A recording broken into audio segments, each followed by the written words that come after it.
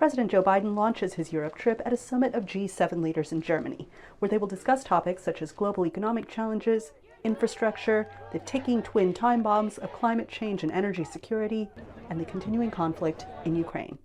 The White House told VOA that they plan to deliver on several fronts. We're very much looking forward to a theme of now it's American leadership delivering for our allies and partners, delivering for the American people, producing results that will actually improve our national security, help with energy security at home and around the world, and also continue to impose costs and consequences on Mr. Putin for this unprovoked war.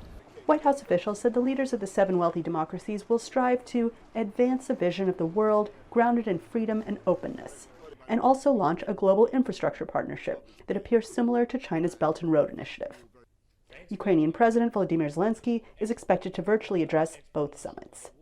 Next, Biden heads to Spain for the second NATO summit this year.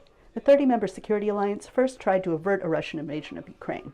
When that failed, they poured weapons and support into Ukraine while placing harsh economic sanctions on Russia.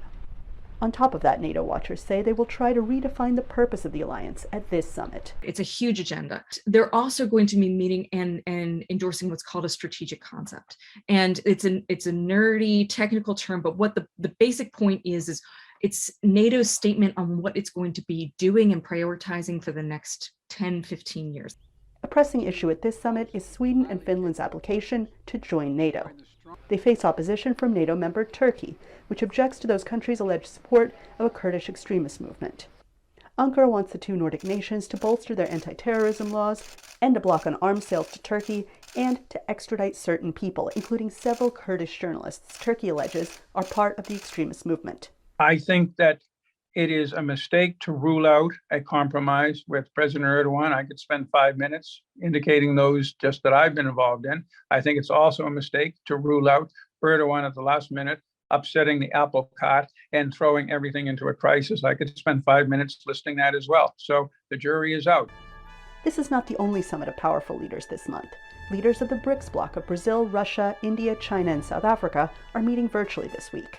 And at that meeting, China's president was critical of U.S. aims in Ukraine and in the world. These meetings also raise a deeper question. Nearly 8 decades after the end of World War II, who should run the world?